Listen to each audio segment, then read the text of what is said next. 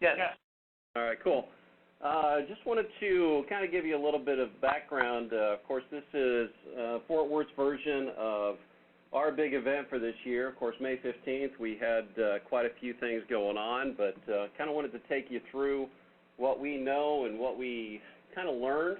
And through this, I'm not going to take a whole heck of a lot of time, but we just want to kind of give you an idea of the flow of the information through social media as we define it back on May 15th. And just a few disclaimers throughout the presentation. This is the Fort Worth WFO perspective only. But basically to us, social media is all three of these things and then some. Not only Twitter, not only Facebook, but NWS chat really comes into play as well, because any of these things can really increase the message that we're trying to get with our partners and internal, and we're really trying to get this out and get it going exponentially. So that's one of the things that we really like to do. A little bit of a background on May 15th. You're probably a little bit more familiar with Rick's case, but for us, well, we had 18 tornadoes. They started about 5:33, ended about 12:12 a.m. Now, to me, at least, that's an about. I'm such a geek, I know the exact times, but that's pretty much when we had it. One EF4, one EF3, a bunch of EF1s, and a bunch more EF0s. We did have 6 fatalities. We had about 50 or a little bit more than that injured, still trying to come up with the final number there. But 6 fatalities, these were our first fatalities in the Dallas-Fort Worth WFO since 2006, so definitely a big deal for us. Our social media philosophy, not only on this day, but something we've been working on for years, it comes down to that statement right there. Tell them what you know. Whatever way you can get it, whatever method, means, basically just tell people what you know, when you know it, but have a game plan to come into play.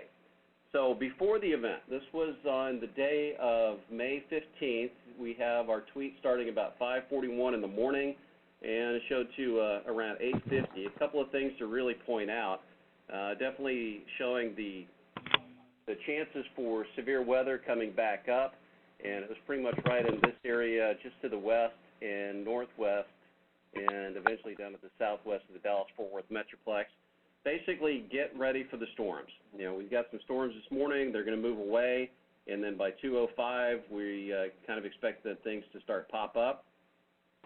But even before that, around 8:50, you know, we had kind of historical perspective. You know, it had been a long time since any kind of tornado in our area, and we just kind of wanted to remind people that, hey, these things have happened before, but the main message here was be prepared and just watch closely the weather forecast for the remainder of the day, because that was really what we wanted to get through. During the event, well, this thing turned more from expecting a few hailers and maybe 1 or 2 tornadoes to holy blank, this is really going to be the real thing. And that's when we kind of moved into the this is the real thing type of instance.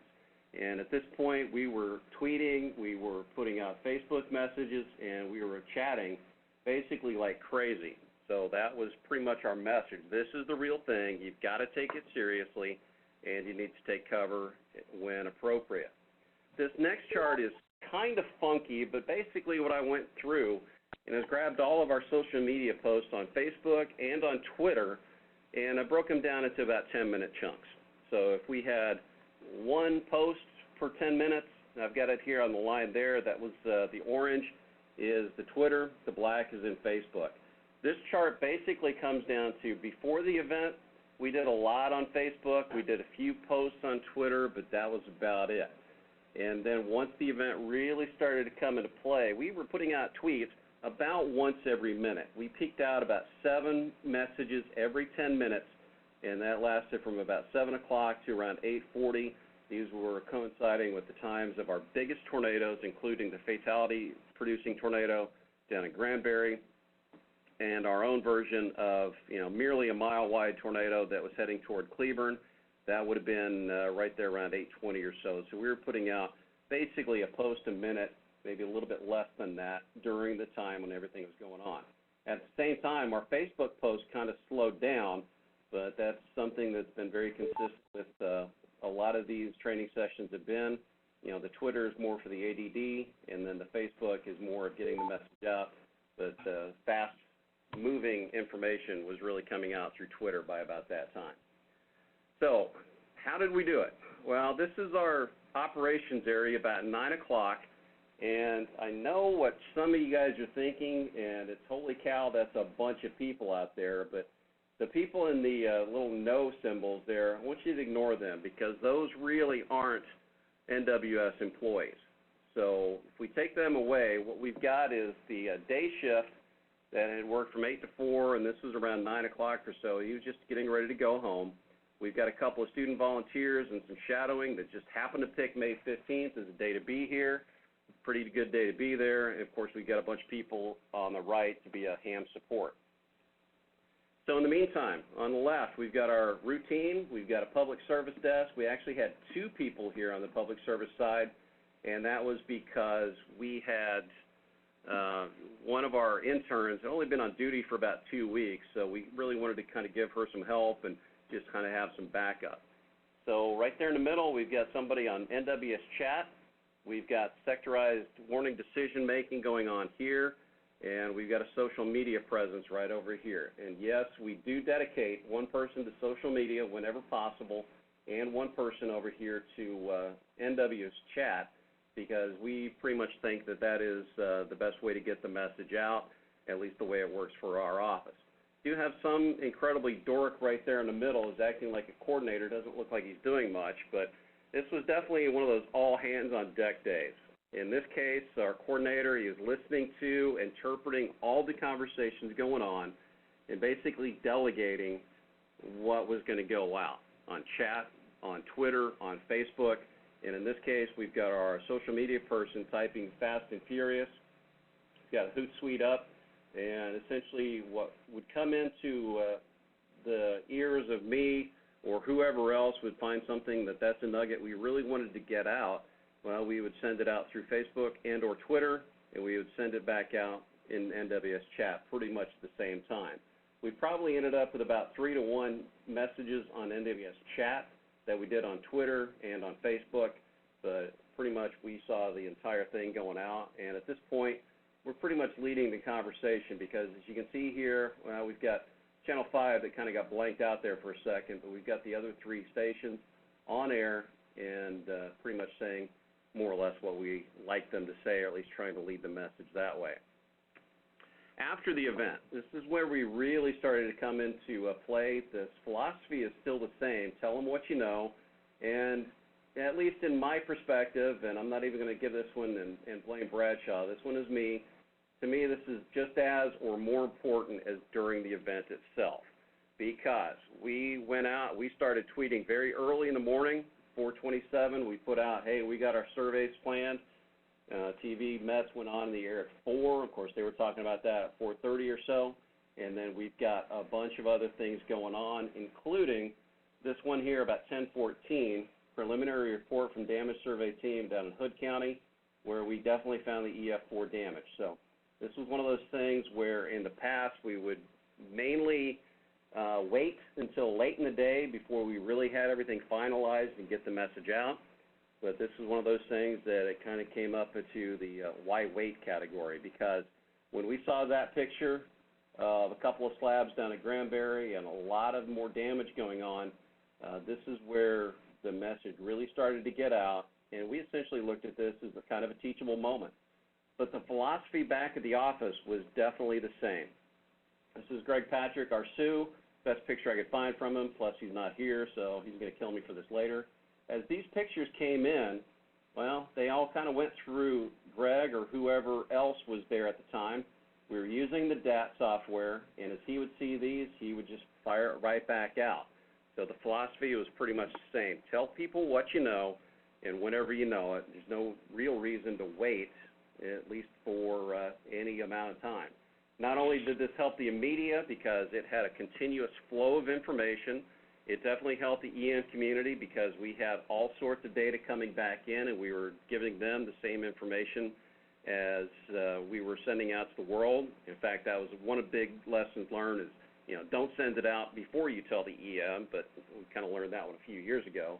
And it helps us all. And a little props to Rick and the folks up at Norman, because this was one of my favorite tweets on the 16th of May. And again, it was a teachable moment. You know, if we said the tornado would hit in 26 minutes, what would you do? You know, get people thinking. And that way it really helps us all, because after all, the next time this stuff comes around, we want people to be ready, or at least as ready as they possibly can be. Now, you cannot do this, however, willy-nilly. You can't just tweet at random or in a vacuum, because we had 3 crews at this time, all out at different areas with some pretty major damage. So it really took that one person, one crew clearinghouse. And definitely don't tell the media or tweet about it before you talk to the EMs. That's one of those things that they really want to know first of all, plus they can let their elected officials know. That way a county judge, mayor, senator is not going to hear this stuff on the media. They're going to hear it directly from us. And another thing that we found is really the more you tell, the less you answer. And I'm going to kind of compare our last 2 big events. We had April 3rd of 2012. We had May 15th of this year. 17 tornadoes last year, 18 tornadoes this year, 1 in the Metroplex, 1 close enough. It's decent enough to kind of take a look at. Last April, we had Facebook, but not Twitter. This year, we had them both. Last year, I went back, looked at the phone logs and noise, and the media phone calls for the day of the event, plus the 2 that take into account the storm surveys. We had 101 phone calls. This year, only 80. This was day 1 plus 2, and on May 17th, we actually had 2 additional tornadoes, so that even throws that number off just a little bit more. So less phone calls, more reports. Public severe reports last year, only 50. This year, thanks to Twitter, social media, and everything else, we actually had more reports, less phone calls. I think it came out pretty well. Of course, that does come out with a disclaimer. Not all severe weather events are alike. Blah, blah, blah, blah, blah, blah, blah, blah, blah. And the worse the weather, of course, the more your followers. The top line there in black is our Facebook fans. Definitely took a jump on or about May 14th and 15th and continued to go up. Our Twitter fans did pretty much the same thing as well. Daily new likes, quite a bit actually, up there around May 15th and 14th.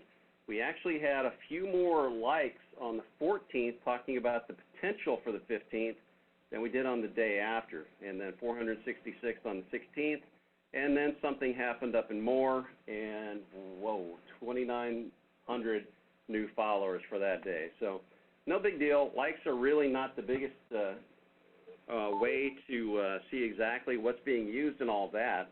So I looked at the Facebook daily viral reach stats, and their viral reach, well, that's their definition right down there. Feel free to read that if you're really, really bored. But our viral reach actually gained strength on the day after the tornadoes. This is when we were posting furiously about the damage and using that as a teachable moment. So definitely when a lot of people were watching, this was the time we really wanted to get everybody's attention, show them what the damage can do, talk about some safety tips, talk about whatever we can, because this is where our audience was at around 450,000 people reached. We did not make everybody happy. Daily unlikes actually peaked around on the 15th, so definitely a little bit of that when we are giving out all sorts of information. Facebook fans started to go away just a little bit, did the same thing the day after more. It's just part of the territory. So some people we got to, some people we didn't. You know, that's fine. The general trend is definitely upward. But, you know, we mentioned the Facebook and Twitter. We've got quite a few fans, about 40,000 or so on Facebook and Twitter.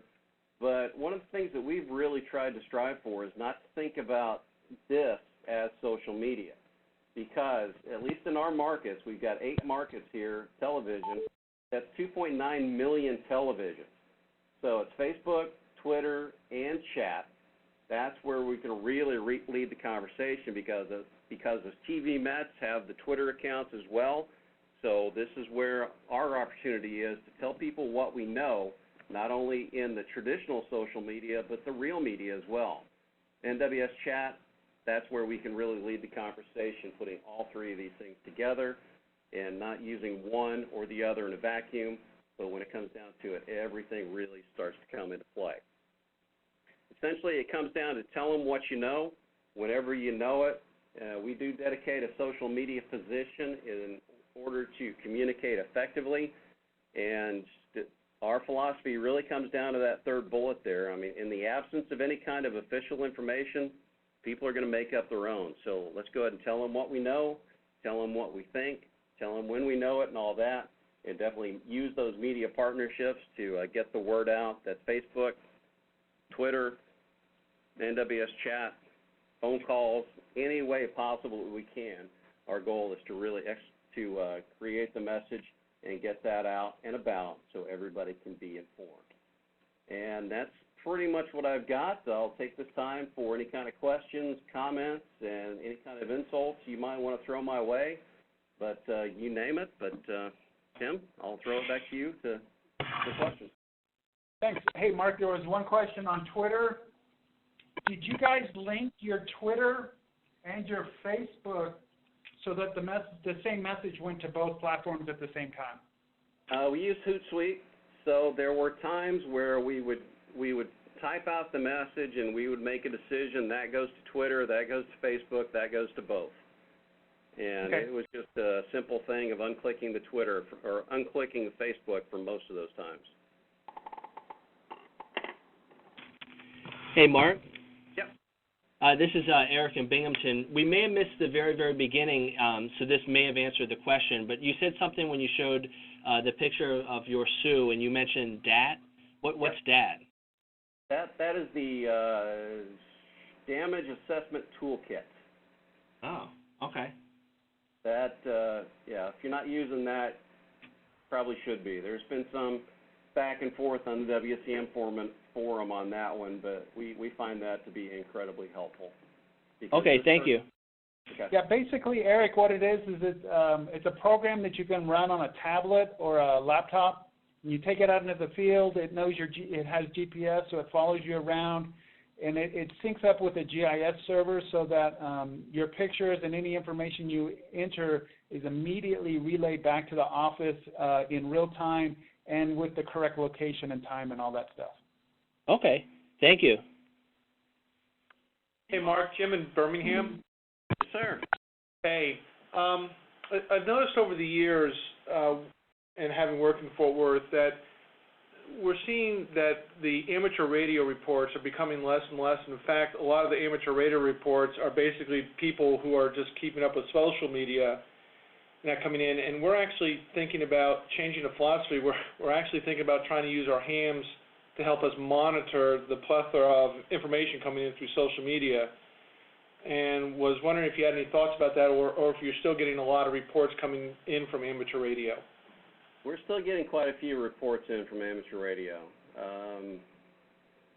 We've kind of thought about that plan of having them do the social media as well, but it's almost overwhelming at times with them trying to get a subset of 20-some counties usually. I'm not sure that would work in our current environment. So we get enough use out of the amateur radio folks that they are really earning their pay over there. Hey, Mark. Yep. This is Ken in Wichita.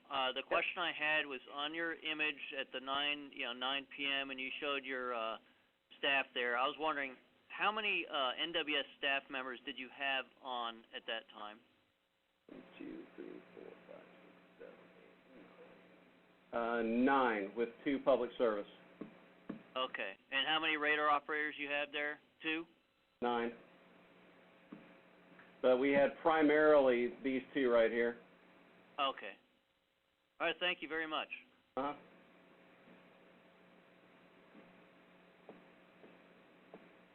Hey, Jim, this is Tom Bradshaw. I want to go back to the comment that you made. I think you actually bring up a good point, and indeed, I think it's a big challenge for us to.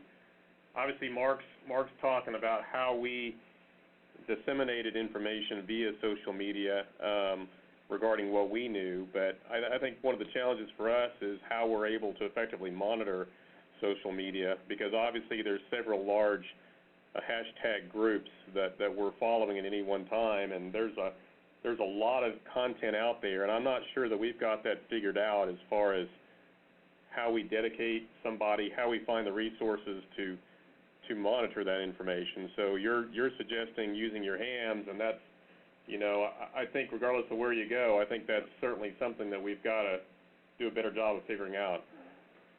Yeah, well, thanks, Tom. I mean, yeah, amateur radio in Alabama is a lot different than over there. I mean, I know that, but yeah, I mean, we're polling the TV folks, and even they're saying they're overwhelmed. They can't keep up with all the information that's coming into their studios, and yeah, that's what we're struggling with right now during severe weather is how to keep track of the information, because there's a lot of great stuff out there, but a lot of times you don't even get it. You're not sure what it is.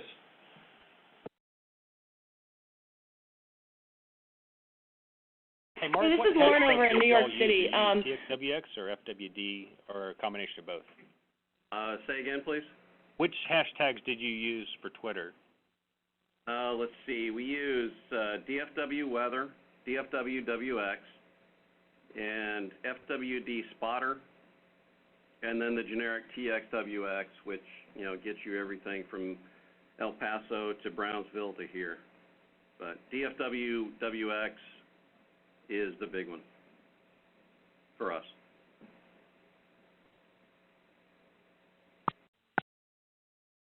There was another question in there?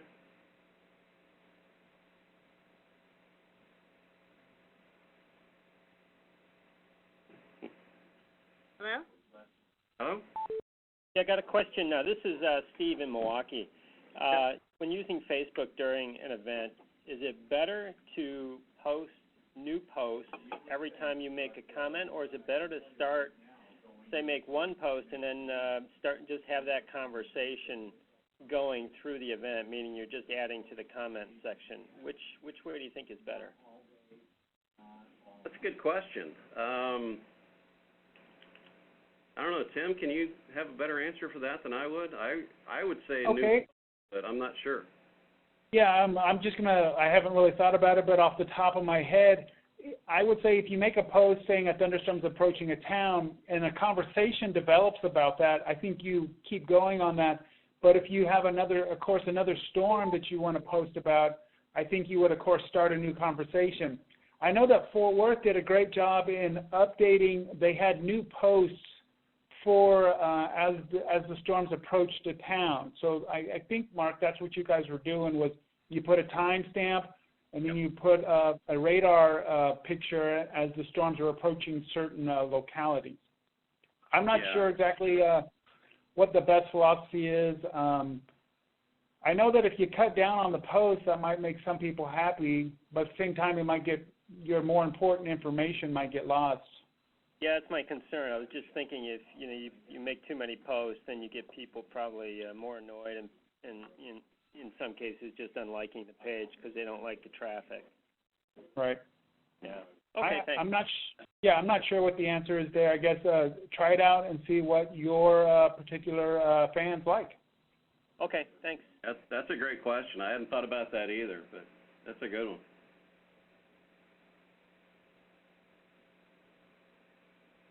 Any other questions for Mark?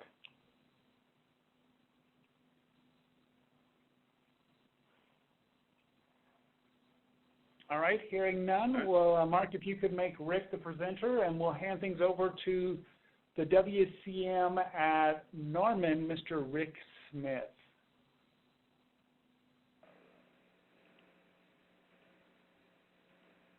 Should have it now, Rick.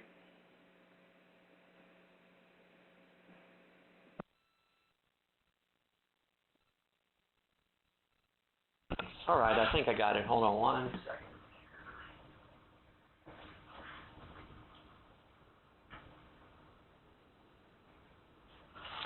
Okay, well, good afternoon. Glad to be here. I was working on this presentation up until about 30 minutes ago. I could probably talk for 2 hours about this, and it's really hard to pare it down into something short and sweet, but I'm going to try and cover a lot of topics, some similar to what Mark covered, and just kind of give you our perspective on what happened here on May 20th. and the other events that happened. We had tornado events that had extended severe weather the 18th, 19th, and 20th, and the 29th, 30th, and 31st, and with some significant days in there. So I'm going to talk a little bit about a lot of different topics here.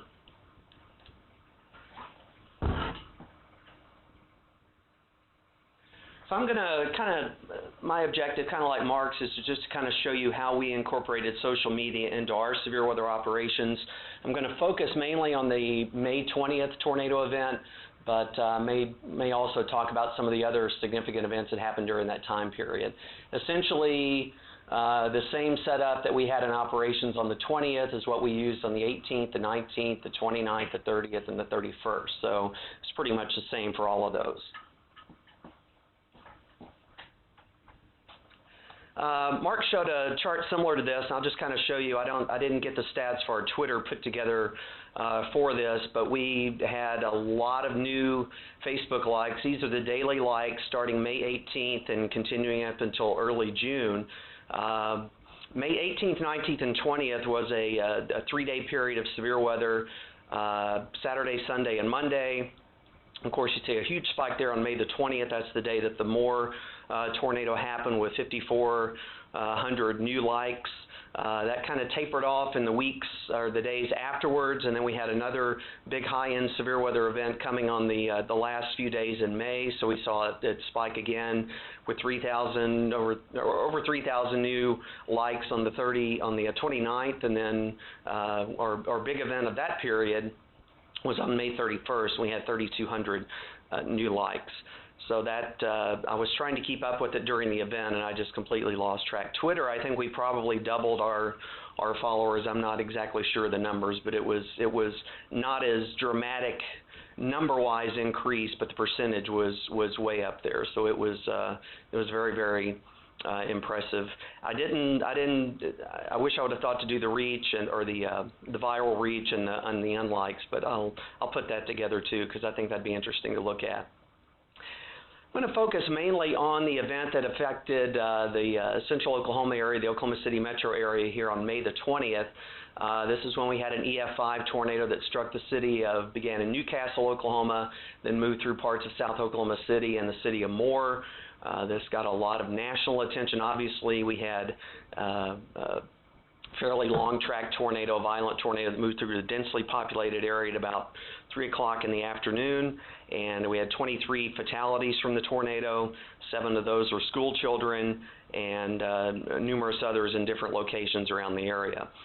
The Moore Medical Center, medical facility not too far north of us here in Norman, took a direct hit with over 350 people inside, not a single injury because of preparedness that went on there. So this was a significant event. We had an EF4 tornado the day before that was very near, actually affected parts of Norman and then moved over into eastern parts of the Oklahoma City metro area, over around Shawnee and Bethel Acres. And we had severe weather also on the 18th. I'm gonna focus mainly on the 20th though to kind of talk about how we organized ourselves. But keep in mind, this was the same basic organization that we had during all of those events. Like Mark, I kind of wanted to show you our staffing. One of many misperceptions about Norman is that we have an unlimited pool of people that we can pull on. There's a fire pole that people slide down, and we have students and researchers and PhDs that come in and issue the warnings for us. I can assure you that nothing is further from the truth. This is kind of how we were staffed during the day on May the 20th. That just kind of shows who did what. Dave is the MIC, that's me, the WCM. Now, I didn't do info coordinator job the entire 16 hours. Nobody did these entire jobs the entire time. There were lots of other duties going on. But I did want to let you see that there were lots of 12-hour days, 16-hour days. John Kurtz, one of our forecasters, came in at 3 p.m. on Monday the 20th. Didn't leave until 7 a.m. the next Tuesday morning. I passed him coming and going, leaving the building. We were fortunate to have our ITO on station during the entire event, and that was extremely beneficial for us as we developed preliminary tornado tracks for first responders. Our webmaster and service hydrologist was here.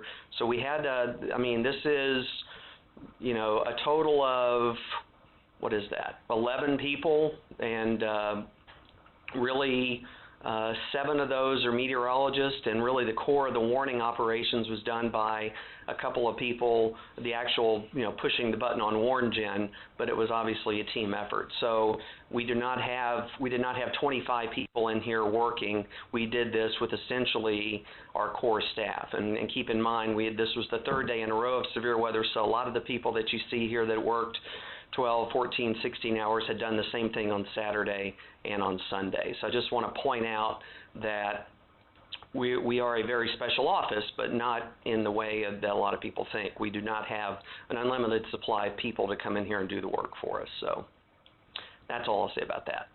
So here's kind of a picture of the operations area during the core of the event. You can see the big TV screen in the middle. That's a large tornado going through Moore, and that's essentially our staffing right there. Kind of going from right to left, Scott was our primary warning forecaster on the Moore storm. We sectorized warnings, so he essentially had that one storm to himself. Ryan Barnes had all the other storms. We had multiple tornadic storms going on over parts of the area, and some of the other staff that was there. So that's kind of the layout, and there were a few more people in the back of the room. They were observing and doing some other things, but that's how we handled the event with that staffing right there.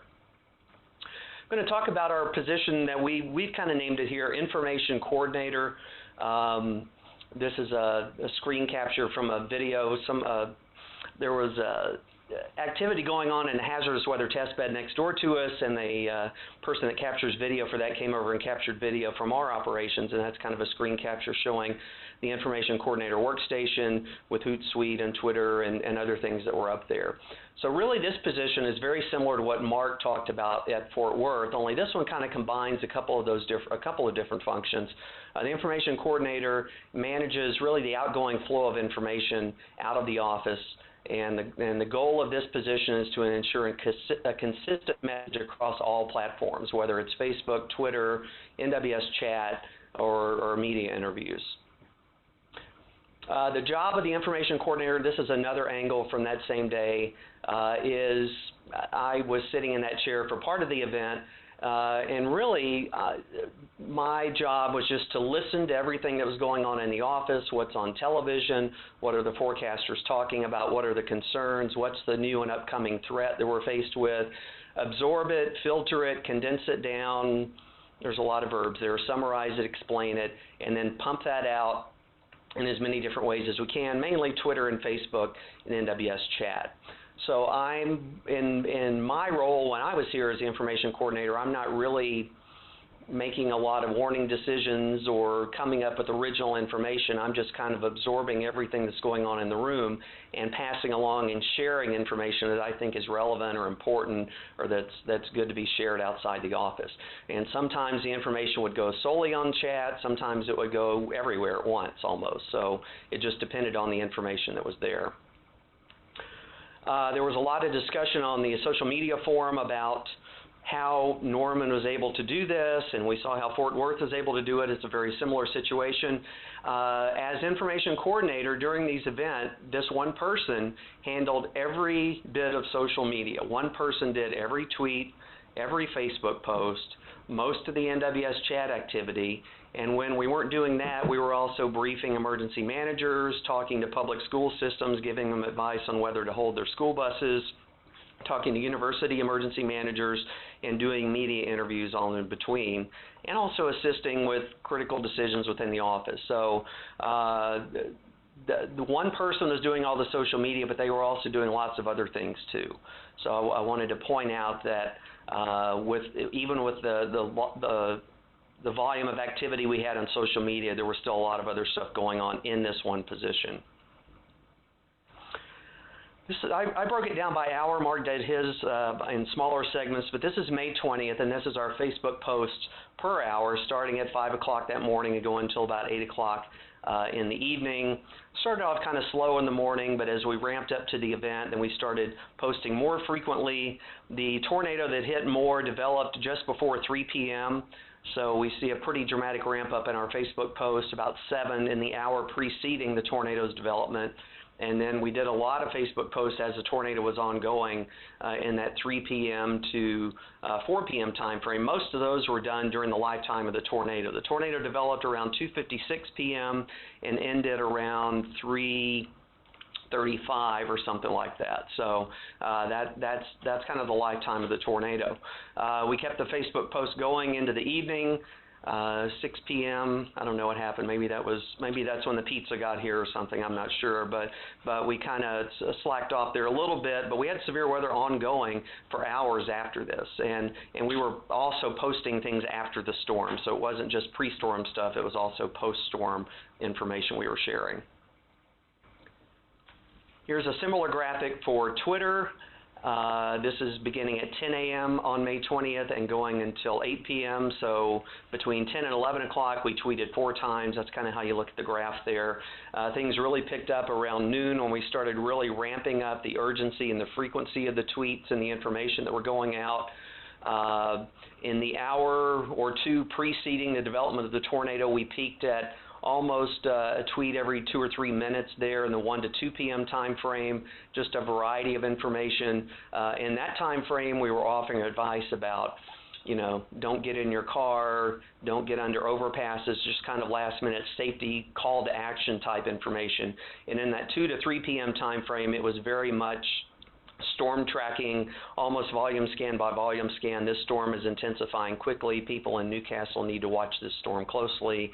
And then it kind of slacked off again as we went into the evening. But Twitter was a little bit more consistent with a stronger peak there immediately before and during the tornado, and kind of tailed off there toward the end. And as Mark mentioned, this was not random. We have, at least informally, what I call a social media strategy on days like this. On both days, the big days that we had, May 20th and May 31st, we decided as a team here at the office what the key themes are going to be and what the office message was. The thing we were most worried about on May 20th was schools and the unusually early time that these tornadoes would be impacting the metro area, school dismissal time. So that was a key theme, and we used social media to hammer home that point in the hours leading up to that with different types of safety information leading up to the event. May 31st, that was a different event, and the focus on that was motorists, and we could talk a lot about that, but we recognized the potential for people needing to get in their vehicles and think they need to drive away from the tornado, so we focused our social media message on that. So, and this is a steady buildup in the days and hours and minutes leading up to an event. It's not quite like a detailed playbook of what we do when, but we certainly want to share kind of the ready, set, go mentality as we build up to an event, what you can do to get ready now. Here's some reminders about safety rules. Here's links to our YouTube videos about tornado sheltering and weather radio programming or whatever. And then that gets more frequent and more urgent in the hours and the minutes leading up to the event. There's some various things that we tried, experimented with. Some of these were successful, maybe they're best practices. One of the things that we noted from Fort Worth's success during the Granbury event, and we've thought about it in the past as well, is time stamping the tweets. People like to retweet information, and nothing is more frustrating than seeing people retweeting an urgent message about a tornado emergency in the city of Moore 36 hours after the event has happened. So we started on any time-sensitive material, or most everything we tweeted eventually had a timestamp on it, and it doesn't take much time at all to do that. We used images to help enhance the messaging on both Facebook and Twitter. We know that people respond more readily to pictures, and we had lots of people who told us that social media was the only way that they had to get weather information during this event. They were in their shelter, their power was out, their cable was out, whatever. So we just would take pictures of the TV screens of the tornadoes and tweet those and put those on Facebook. We're involved in a project here to prepare tornado track maps as the tornado is occurring and provide those as quickly as possible to first responders, emergency management, FEMA, and that was a big success out of both of these events. That's a whole other webinar probably, but we also provided those on social media, and that was a big success. And as Mark mentioned, we also were kind of sharing information on multiple platforms at once. We shared NWS chat info on Facebook and Twitter. So there were several cases where we would type up like a kind of a miniature mesoscale update in NWS chat, and then either in segments on Twitter or as a whole on Facebook, we would just share that almost verbatim. Somewhat technical, but it got a lot of likes and a lot of shares. So I think people appreciated that. So again, on May 20th, the key theme was schools and school safety and concerns about people being ready to deal with. We don't usually see tornadoes in the 2 to 4 p.m. time frame. They do happen, but generally the peak is later than that. So this was a tweet that we sent out at 6:50 that morning, and a Facebook post that went with it a little bit later on, focusing on the school systems. Attention school systems, parents and students who may be dealing with dangerous storms at school dismissal time, plan ahead. And then the bottom one is a Facebook post, and one of the things that we'll do a webinar on eventually is about retweets, how to retweet and how to be retweeted. We didn't do it in the tweet up there. We did it on another one that morning. But if you ask someone to retweet you, they will usually do it. And if you ask someone on Facebook to share it, they will usually do it. That particular post got shared over 2,100 times just that morning, and there were other ones comparable to that through the day. You don't want to do that too often. You don't want to say, please share everything that you post, or please retweet everything that you tweet. But if you do it when it counts, it can make a big difference in getting that message spread to as many people as possible.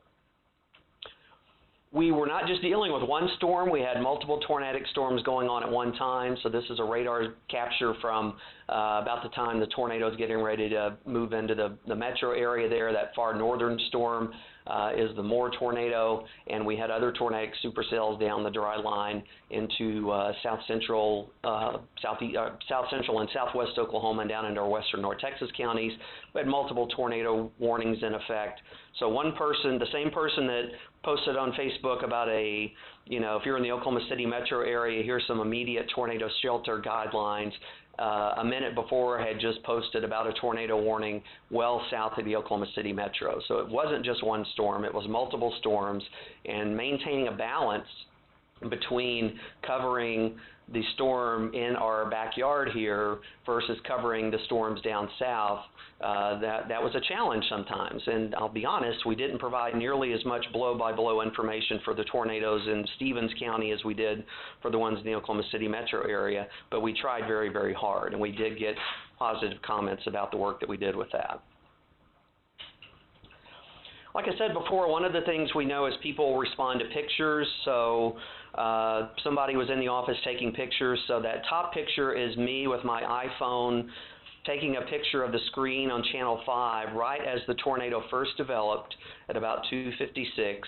And then the bottom right-hand corner image that you see there is the tweet that I sent out. So that's the picture I took, and that's the tweet that went out. Again, just to try to give people some visual confirmation that this is actually happening, and I did try to spread it around among the TV stations so we weren't, just promoting just one of them, but it really came down to whoever had the best picture at the time. I wanted to take a picture, so we just do the best we can. But we think that, we just know from past experience, people are more likely to respond if they actually see it than if they just, if it's text. So we didn't do that a lot, but we did it both on Facebook and Twitter throughout the event. One of the things, like Mark said, is really trying to anticipate what questions people would have and provide answers. Less than 30 minutes, probably less than 20 minutes after the tornado dissipated east of Moore, we had published this tornado graphic, the red line there with the white circle around it. That's a project we're working on. We had sent that in 2 different pieces to the emergency managers in the affected area while the tornado was in progress, but then afterwards we decided to share it on social media. And this became the map or the track, the preliminary track that was used by every media source that we knew of. Well, we instantly anticipated from listening to media coverage and monitoring social media, gosh, some of the same places that got hit on May 3rd, 99 got hit by this tornado. So thankfully we had our ITO in the office who helped put these graphics together and our webmaster, and we had the shapefiles and everything from May 3rd, 99, and we just did a graphic that combined the two like this before anybody really asked for it. And we anticipated the need, anticipated the questions, and provided the answers in advance. And this, it probably generated some media calls, but like Mark said, I guarantee it probably cut down on a lot of calls too. So every piece of information that you can put out there, it's going to save you some time probably in the long run. Another semi-controversial thing we did that I'm very comfortable with is providing a preliminary rating of the tornado, just based on what we saw on television. Now that's, maybe that's not acceptable all the time and for everybody and everywhere, but with 3 television stations with helicopters flying low for a couple of hours after the event, we felt fairly confident of providing an at least EF4 rating on the tornado. And again, we may never do that again, but we did it in this case, anticipating the questions and trying to provide answers in advance. Now, we saw a lot of discussion on the social media forum.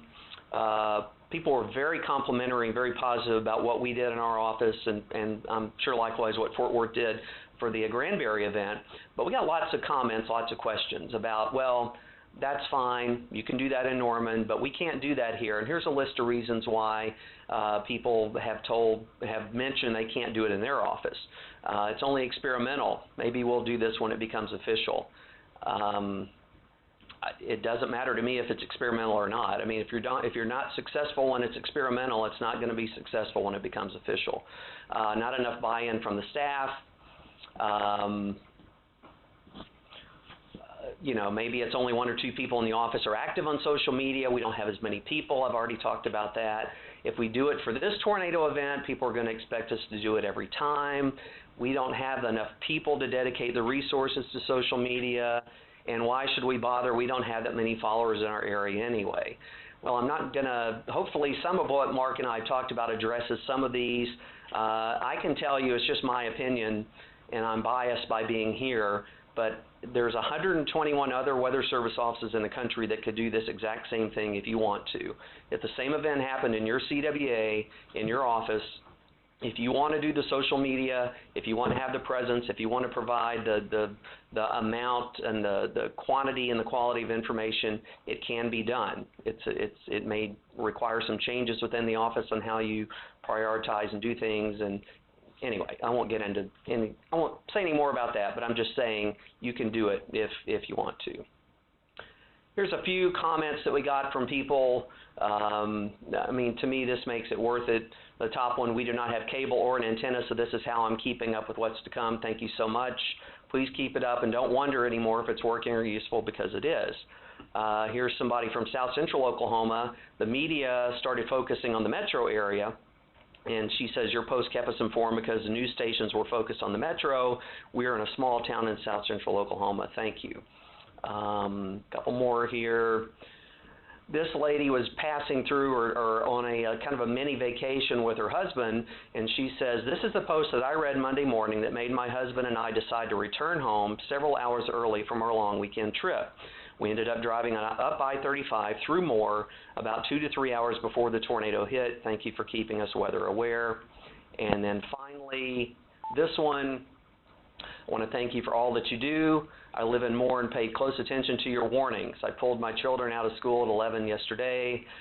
I want to thank you because I have my babies alive and safe because you stayed on top of the warning. Words cannot express my gratitude. Thank you, thank you. So to me, if one person gets a tweet, if one person gets a Facebook post that made a difference to them on that day or any of these days, then it's worth the bleary eyes and calloused fingers from typing and tweeting away for hours on end. And it's we'll do it again if we have a severe weather event.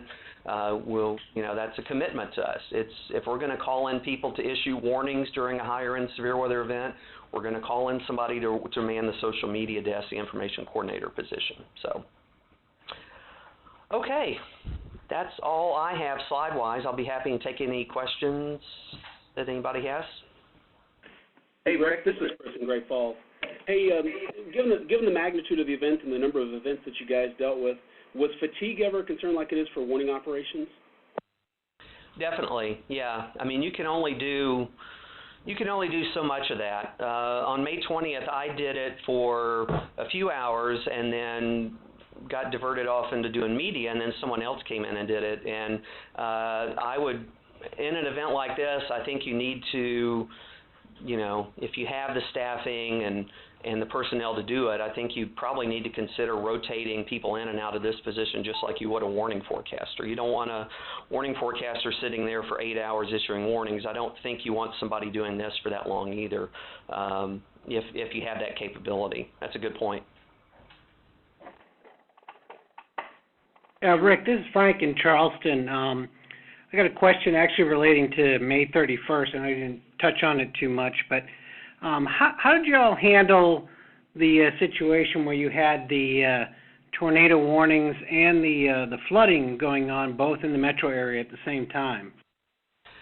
Well, that was a challenging event. We had multiple hazards going on, and we just kind of did it. I mean, we were the plan that day was we knew there was a flash flood threat. We had a flash flood watch. We were also concerned about softball size hail and strong winds and tornadoes.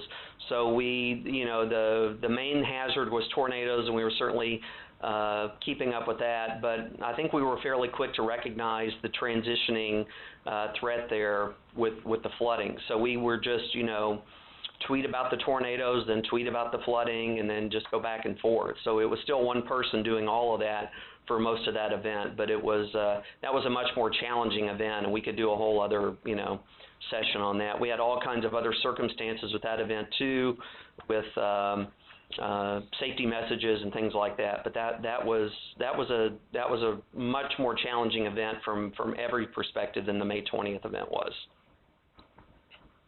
Hey, Rick, this is Pete Wolf. Your presentation is excellent, along with Mark's, and I'd like to share them with our staff. I don't know if this was mentioned at the start or not, but are they being recorded that I can share them?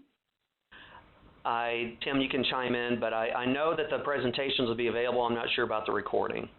Yeah, they're both being recorded. Yeah, Okay. keep your fingers crossed. There's 2 recordings going on, so hopefully one of them will come out. Sometimes you never know if it's going to work until it's too late. So. Hey, Rick, I appreciate that. This really is very helpful information. While I'm unmuted, this is Corey. I've got a question for you.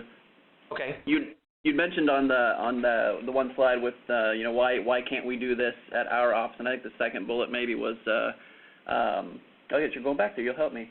Not enough buy-in from the staff, and I tweeted this, but I think pretty much everybody on the call, or a great majority of us are into social media, or we get it. That tends to be who wants to come to these things, or people that want to be convinced. But have you had any maybe notable instances in your office where someone really hadn't bought into it, and you got them to change their mind, and if so, how? And if you don't have a good example, maybe someone else on the call, Mike. So I'm really curious as to what does it. I can't really talk about that because there are like 10 of them in the room here with me. So, no, we've had. I'm pleased with the buy-in that we had. It's not 100%. Just like GraphiCast and every other new thing that we've done in the Weather Service, people have different levels of comfort. Some people do it all the time anyway, and they're not at work, so they're comfortable. We have some people that are much more comfortable with Facebook versus Twitter, or vice versa. So it's not universal, and I think what helps is people seeing successes like this, and then just giving people an opportunity to try it in a safe environment. I would never expect someone brand new to social media to sit down and do what we did on any of these big events, but just a little tweet here and there, or a Facebook post here and there. To be quite honest, I'm happy with what we have here. I mean, we could always use more people being engaged and involved in it, but it'll happen. Thanks, Rick. Hey, Rick, go ahead. Dan in Wichita. Hi. I want to second what Pete said. Great job by you, David, Rick, Mark, Greg, Tom. Great work on all those days. I have a couple questions. first, it was kind of regard to after hearing what Great Falls said. Have you ever thought about possibly sectorizing tweet, Facebook responsibilities during some of these larger events? I know you're trying to do it all, but just like warning, sometimes it becomes almost too much to handle. That was my first question. And the second one is the layout. Have you tested the layout of your operations? What's the best location for that individual to be in terms of where they are in relation to the warning forecaster? Are they getting that information? I notice you don't have your any of that on your SA board up there, so the rest of the staff may not be seeing what you're posting. I'm wondering how you're handling that. And my final question is, if you would maybe go down, do you have something for like a social media backup? Wow, those are all great questions. Hope I can remember what the first one was. Let's see. Sectorizing, that's something I never thought about until this, and we were probably I was probably overloaded or very close to being overloaded on the 31st, to be quite honest, and we probably could have used some sectorization at that point. For a variety of reasons, it almost got to be too much there for a while with the flooding and the tornadoes, and seeing lines of cars on TV sitting in the path of these tornadoes that were coming, and all kinds of things, lights flashing in the office, and so there would be value in that. If we did this again over a prolonged period, we would have to consider that. One of our issues, well, you can do this from any workstation. This is a picture of our operations area, and that the old guy with my hair is much grayer after these past 11 days. That's our information coordinator workstation. That wasn't put there strategically. It wasn't put there for a situational awareness reason or anything. The rest of the office is very much designed around that central display at the front with all the workstations facing. This is the one position in the office who has their back to everything else. And it's not designed that way on purpose. That's just where it ended up, that workstation being. If this is going to continue to be a position, and I think it will, then we may need to look at relocating that or integrating that. Of course, anybody at any of those workstations, those AWIPS workstations with a PC, can do social media too, but that's during a big event. That's almost where the information coordinator is stationed. So this is not the ideal design, but that's just kind of how it is right now. It worked out on May 30th. This is from May 20th, this picture, but on May 31st, the two warning forecasters ended up sitting right there in those two seats behind me. So that really helped. I didn't have to listen as hard across the room to get information about upcoming warning decisions or concerns or storm locations or ask questions of them. They're right there. So that worked out well. It just kind of happened that way. The third question is a huge thing that we have to consider in the Weather Service, is the service backup aspects of this. There were, I don't know, a handful of times over this stretch of days where we at least made contact with our backup office, and as lights were flickering and things like that. I mean, we never turned it over, but had we turned over service, had we gone into service backup, the social media might have stopped completely at that point. So we have to work the social media into our service backup plans. To me, that's one of the easier things to do. It would be much easier for us to do social media for Tulsa or Fort Worth than it would be for us to do their grids. Because you could do it, if you had internet, that's all you need, and you could do it.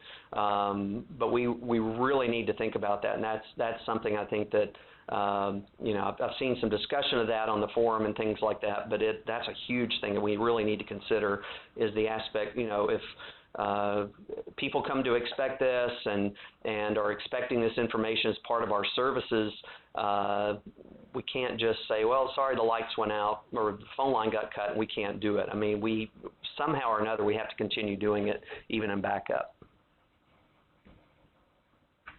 That's great questions. Hey, Rick, this is Tim. I got two questions. One came off of Twitter, and they wanted to know, when you do LSRs, does one person do them all, or does a group of people, and do they handle social media reports differently than your regular spotter reports when you're doing the LSRs? It depends on the event. A lot of times there's one person doing LSRs. There might be more than one on a day like this. And it doesn't really matter where the report comes from. If we think it's a valid report, we'll LSR it. I would like to start including social media specifically in the LSRs when it comes from there, just to highlight that and maybe let people know that's where we got it from. But if it's a valid report, it gets LSR'd pretty much. Does that answer the question? Yeah, it does. The other question I have for you or Mark, we talked about Facebook, we talked about Twitter, but you guys both also have a YouTube channel. Did you post anything to YouTube related to the weather events during or after the events? I'll speak first and let Mark. We did. We used the YouTube channel to publish what we used to call our multimedia weather briefings, our PowerPoint slideshows narrated with the information, and we did lots of those during the event. The one that we did on May the 20th, I forgot how, I think it got 20,000 views or something like that. It was widely shared, and it was even highlighted in news and media stories in the days after it as being something that sparked action among a lot of people because of the mention of schools and specific information. So we use the YouTube channel for that. We also have some canned YouTube videos, narrated slideshows essentially about tornado safety, different aspects of tornado safety, ways to get information, how to take shelter. We try to keep them short, but we use those leading up to these events to kind of in that get ready phase, kind of let people know, hey, don't forget where will you go if there's a tornado this afternoon? Check out this video to see. We have some of our spotter training stuff on there too to show people what a wall cloud looks like, what a tornado looks like. So we used it a lot. I'd like to be able to use it more and do a lot more frequent video updates during the event, but that just didn't happen. Yeah, hey, Rick, Stephen Springfield. I have a question on as you were expanding your social media presence, can you give us some hints on what you saw the office put less resources into during severe weather? Hold on. Okay, Steve, 1 second. I think Mark was going to answer his part of the YouTube question. Well, this is a better question, but as far as our YouTube, we're not quite there yet. We've got a couple of people that are kind of trying out some software. We did it a little bit just to get the word out beforehand, but we didn't use a whole lot of the YouTube channel just yet. So we're slightly behind there, just trying to work out some kinks. Okay. And Steve, your question, I think that's the issue a lot of offices are facing. One of the practical things that we've done to allow some time for this is we used to spend a considerable amount of time on issuing short-term forecasts. We kind of renamed them regional weather discussions. Sometimes we would issue them hourly, sometimes more frequently before or during weather. We really, the usage of that product is very limited, and that was a kind of a time-consuming task for our short-term desk on a lot of days where, there's just not a lot to say, but there was some expectation that they do that semi-routinely. So we pretty much just eliminated that. We don't do that anymore at all. The office is very focused on finding efficiencies and finding ways to streamline the grid production and editing process and trying to get out of this habit of sitting at that desk for 8 hours because that's what shift you're on and staring at the grids and tweaking things like that. On most of these days, most severe weather days, all that's done in a very short period of time, leaving the resources free to do these other things.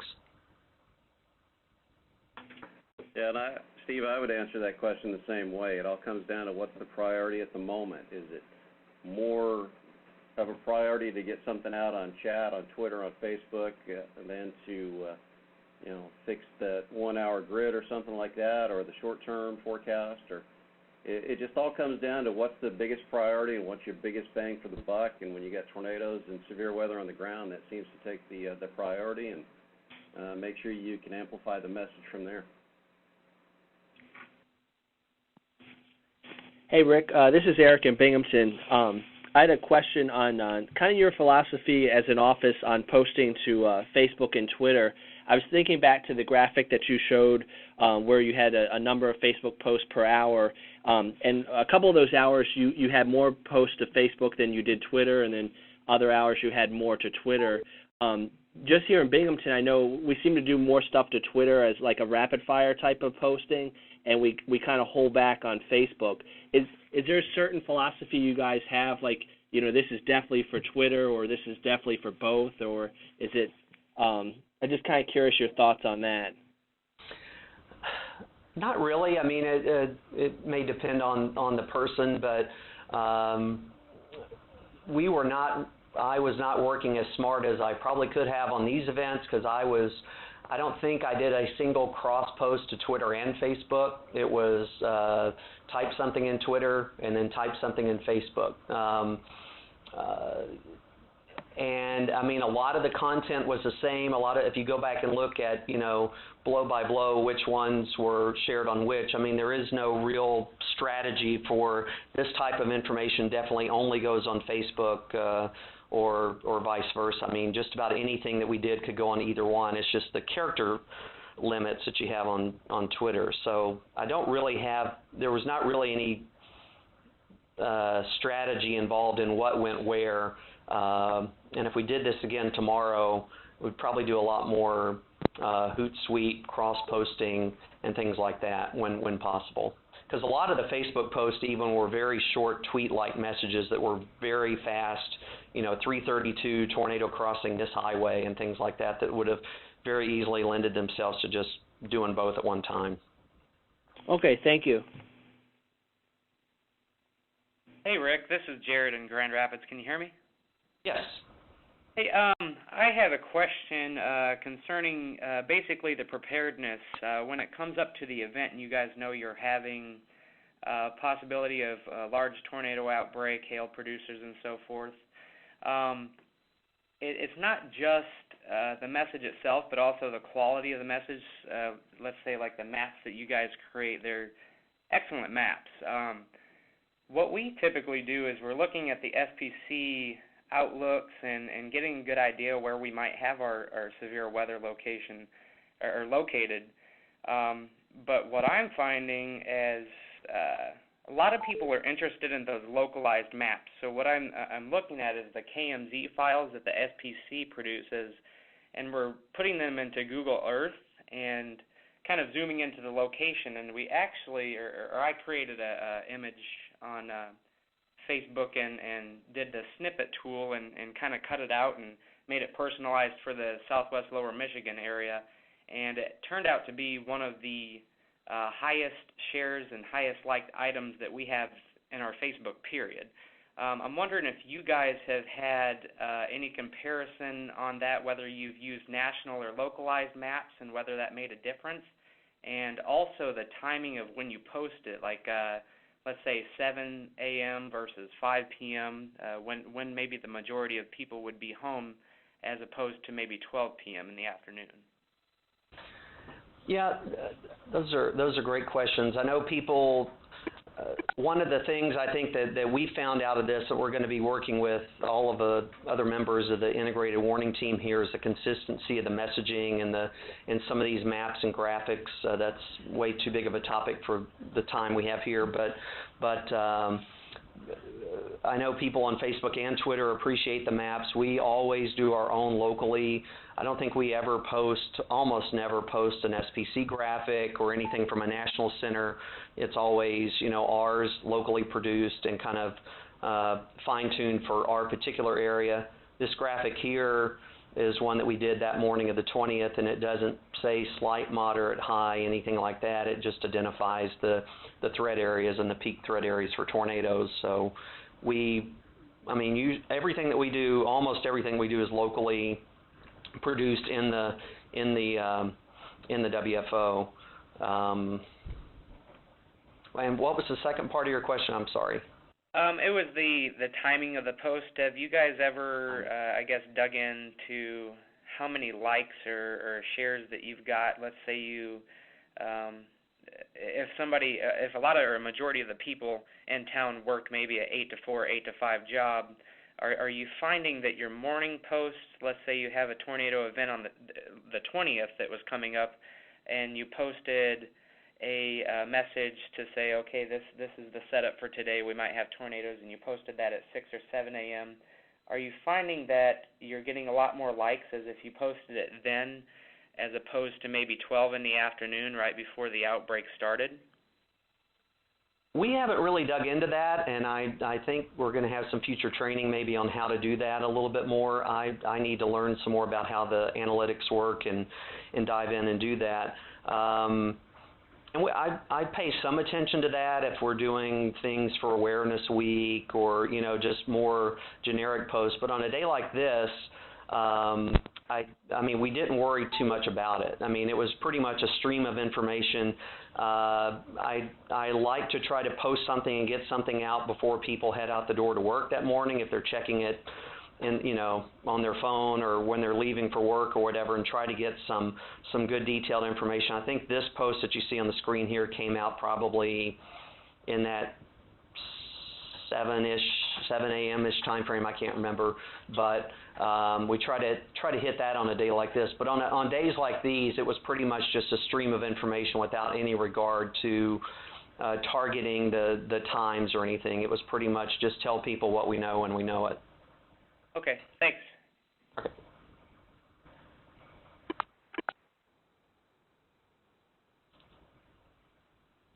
Anything else? All right, thanks. Very good. Thank you to Rick in Norman and Mark in Fort Worth for really informative presentations, and I appreciate everyone participating either on the phone call or via Twitter. Lots of good questions. Like I said, we're going to try to get Rick and Mark will get me their slide presentations, and I'll get those posted up to the Think Social website, and we'll get the video posted up as well, and I'll let you guys know either later today or tomorrow where you can link those to share with your staffs or the people who missed it. So I appreciate everyone's time, and thanks again for joining us.